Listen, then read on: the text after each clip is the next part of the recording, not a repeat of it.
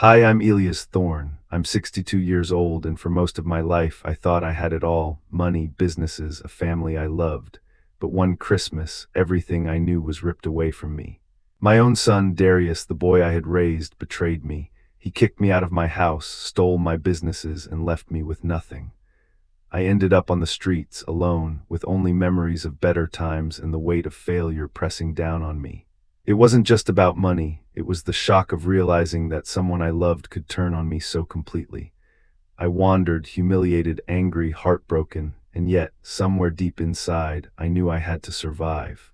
A few weeks later, I stumbled upon a mansion on the outskirts of Atlanta, a place I never imagined I would belong. It smelled of jasmine, roses, and something calmer than the chaos of my own life. That's where I met Vivian. She wasn't just rich, she was different, gentle, kind, and somehow she saw me, not the man who had lost everything, but the man I could still become. And then there was Marcus, her son. A quiet boy, bright-eyed, who communicated through signs, and who had been waiting for someone to really see him.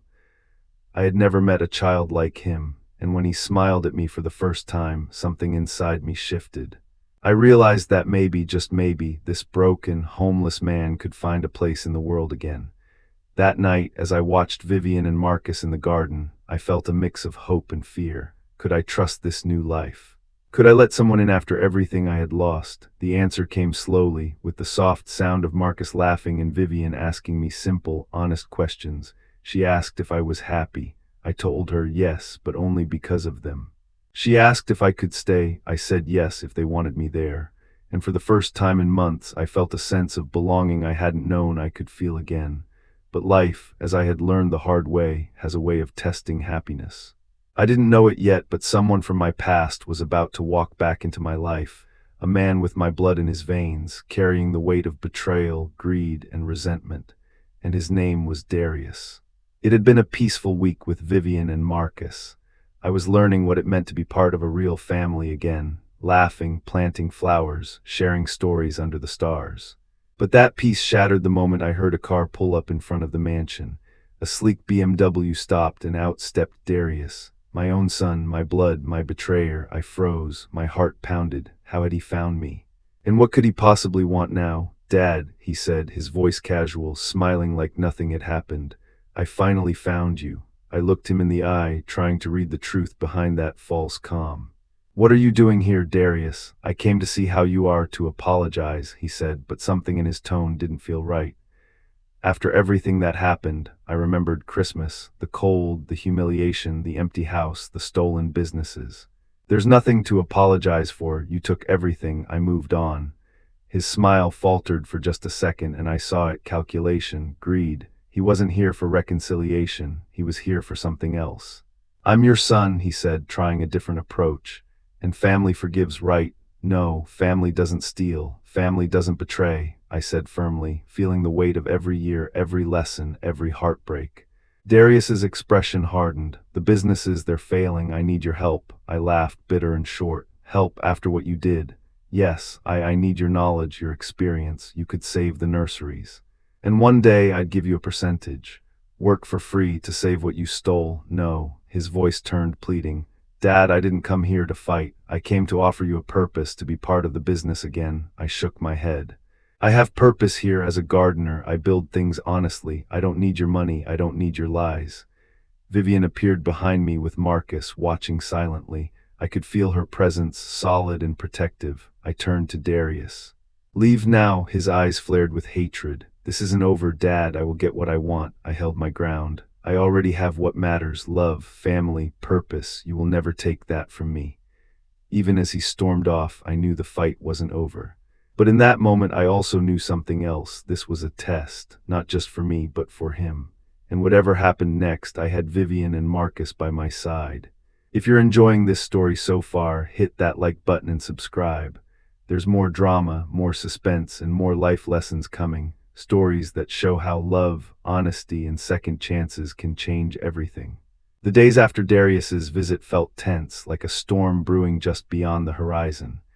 Vivian and I tried to ignore it, focusing on Marcus, the gardens, and the little family we were building. But whispers started. Small at first: blogs, gossip sites, murmurs in the community. Billionaire falls for her gardener, true love or gold digger, one headline read. I clenched my hands, feeling the familiar burn of injustice. Darius was working behind the scenes, manipulating the media, turning our happiness into a spectacle. Vivian noticed my frustration. We can fight this legally, she said, her eyes fierce. I'm going to destroy him. No, I said, shaking my head. He wants attention. He wants us to react. That's exactly what he's counting on. We don't give him the fight he's looking for. But the storm came anyway. Photos leaked Vivian and me in the garden, laughing, kissing, enjoying our lives. Public opinion wavered. The press spun the story, twisting our love into a scandal. Then came the lawsuit. Darius claimed I had abandoned my familial obligations, demanding compensation for years of care he alleged he gave. Lies, twisted, cruel lies. Vivian's hands trembled as she held the legal papers. We'll fight this, she said. We'll show the world the truth. No, I said again, we'll live it. The truth is in our lives, not in the headlines. And Marcus, we protect him from this. We teach him that words on a page don't define us. Actions do. That night under the stars where we had first kissed, we made a silent pact. We would not let Darius's greed define us. We would not let the world dictate our happiness. Love and family weren't about money or status. They were about choices, about the people we decide to be. And yet I knew Darius wouldn't stop. His obsession with what he thought was rightfully his would drive him further, push boundaries. And I had to prepare not just for legal battles, but for the emotional warfare he was willing to wage. The seeds of conflict had been planted, and just like in the gardens, I knew we had to nurture patience, vigilance, and strength to see what would grow. If you're following Elias' journey, drop a red in the comments to show you're rooting for him. And don't forget to subscribe so you don't miss the next chapter. Things are about to get even more intense. A week later, Darius made his move. I was in the greenhouse pruning a row of roses when Raymond came running up, face pale. Elias, there's someone at the gate. He says he's your son. My heart sank. I knew it. I felt it in my bones. I should have ignored him, sent him away like before, but something in me hesitated. Marcus had taught me that sometimes people deserved a chance to show change. I instructed Raymond to let him in, but only to the garden, not the house. Darius arrived and the sight was shocking. He looked smaller somehow, hunched, gaunt, unkempt. His clothes were wrinkled, his beard wild, his eyes hollow. The boy I remembered, the young man I had raised, was almost gone. "Hello, Dad," he said weakly. I have nowhere else to go." We sat on a bench. I handed him a sandwich, juice, some fruit. He ate silently, shaking, ashamed. The truth spilled out slowly. He had lost everything. Geneva had left him, taking Selah's, and he had nowhere to turn. He didn't come for money, he came for forgiveness.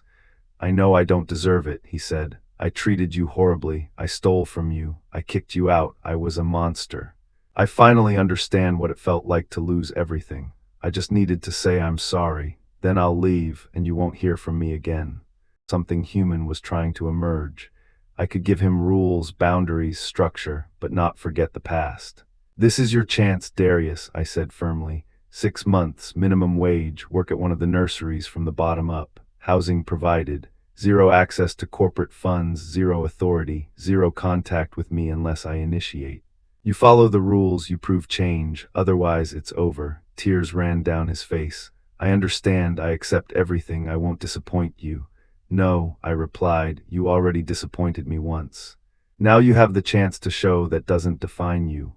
Raymond escorted him to the smallest nursery, his room ready, his tasks outlined, a strict supervisor keeping watch. Darius's redemption had begun, but it was only the start of a long, hard path. Vivian hugged me that night. "I'm proud of you," she said softly. "That wasn't easy." "No," I admitted. "But necessary for my peace, for Marcus, for him, and for me." If you think Darius deserves a second chance, hit the like button and leave a comment saying "second chance" to cheer him on. And make sure to subscribe, you don't want to miss how his journey unfolds. The next 6 months were grueling for Darius and for all of us. I visited the nurseries occasionally, watching him from a distance. At first he moved stiffly, awkwardly, unsure of what to do. Mistakes were made, frustrations flared, but slowly, very slowly, I saw change. He learned to listen, to care for plants like I had taught him as a boy. He helped other employees, corrected himself without complaining, and showed patience, something he had never known before. The transformation wasn't perfect, but it was real. One afternoon, as I was leaving, I saw him kneeling in the soil, hands covered in dirt, teaching a young employee how to prune a rose. His voice was calm, guiding. The look in his eyes, the first time I had seen respect for others, for work, made something in me soften. But change never comes without a challenge. In the 5th month, Geneva appeared at the nursery, her designer heels crunching against gravel, eyes blazing. "Where is he?" she demanded. "I need to talk to him." "Why?" I asked, standing protectively between them. "To tell him he's wasting his life," she spat. "If he loved me and Sila's, he'd find a real job, make real money, give us the life we deserve." I looked at her calmly. "Is he working to give you what you want, or to become the man he's meant to be?" Her jaw tightened. I continued, "Silas deserves an honest father who works hard, who earns what he has. That's the best gift, not easy money." She hesitated, processing. For a moment I saw doubt in her eyes. Darius was changing. She left without another word, and he never knew she had been there. At the end of 6 months, we called a meeting, Darius, Vivian, Raymond, the supervisor, and me. "You've worked hard," I said, "and the supervisor confirms it. How do you feel?" "Exhausted," he admitted. "But better than I have felt in years, because I earned it. I did it myself." "And what have you learned?" I asked. "That honest work is satisfying, that plants, like people, need time and care. That I wasted years being someone I don't want to be, and I can be better." Vivian smiled. "We want to offer you the next step, Darius. A special program, work directly with Elias, learn everything from the bottom up. In 3 years, if you prove responsibility, you could manage a nursery, even earn partial ownership through your dedication. But remember, this isn't forgiveness. It's a chance to build something new." Tears filled his eyes. I accept." "I'll prove it." "Yes," I said. "Prove that you can be the man you choose to be, not the son you failed to be." If you believe people can truly change, hit that like button and comment growth below. And subscribe, because the next chapter shows whether Darius can rise to the challenge and what it means for the family. The next 2 years were a test, not just for Darius, but for all of us. He didn't just show up, he worked. Every morning before the sun kissed the soil, he was there. Every evening, long after the others left, he stayed, pruning, planting, learning, growing, not just plants, but himself. I watched him quietly, sometimes from the office, sometimes from the garden paths, seeing the same stubborn, proud boy I once knew slowly transform into a man who understood patience, respect, and responsibility. He made mistakes, yes, frustrations flared, but he apologized, corrected himself, and never gave up. And then came the most important part, Sila's. My grandson started visiting on weekends, carrying a small backpack with tools, gloves, and a notebook. He watched his father, learning the value of work, the joy of creating something from nothing, the satisfaction of honest effort. Their bond grew, not perfect, not instant, but real, grounded in respect and shared labor. One Saturday afternoon, I found Darius kneeling in the soil with Silas beside him, showing him how to care for young seedlings. "See, Silas," he said gently, "these plants need attention. You can't rush them. You give them time, love, care, and they'll grow strong." Watching them together, my heart swelled. I realized that my son, my Darius, was no longer the man who betrayed me. He was becoming someone I could respect, someone Silas could be proud of. Vivian and I often sat in the terrace after these visits, holding hands, watching the family grow quietly around us. "Look at what he's becoming," she whispered one evening. "He's finding himself." "Yes," I said, "and it's because we gave him the chance, under conditions, with limits, but a chance nonetheless." Sometimes the hardest lessons create the strongest growth, and growth is what Darius gave all of us. He ran the nursery efficiently, not through shortcuts, but with patience and integrity. The employees respected him, not because he was the boss, but because he had earned it. Silas learned values that money could never buy, lessons in honesty, hard work, and love. Our family wasn't perfect. We had scars from the past, memories of betrayal, of loss, but we had something more, a foundation of trust, effort, and second chances. And that, I realized, was far more valuable than any fortune or inheritance. If you've ever struggled to forgive, to trust again, or to see the potential for change, comment hope below. And don't forget to subscribe, because next we'll see how Darius faces the ultimate test, and whether the past will ever truly leave us behind. Time moved on, quietly but steadily. 2 years had passed since Darius began working at the nurseries. The man who once betrayed me was now a man I could watch with cautious pride. Not fully forgiven, not fully trusted, but growing, learning, transforming. The nursery he managed thrived. He didn't chase shortcuts or easy money. Instead, he invested in people, trained the employees, and cared for the plants like they were extensions of himself. Silas loved these visits, running from row to row, laughing as his father taught him life lessons hidden in the soil. Marcus joined often, showing his cousin the joy of hands-on work, of tending something living and real. Vivian and I watched it all, sometimes from the terrace, sometimes walking quietly through the gardens. "Look at them," she whispered one evening. This is real family." "Yes," I said, smiling. "Not perfect, not always easy, but real. Built by choice, by patience, by effort, not by inheritance or obligation." Darius approached me one day, older, calmer, a little humbler, holding a small notebook.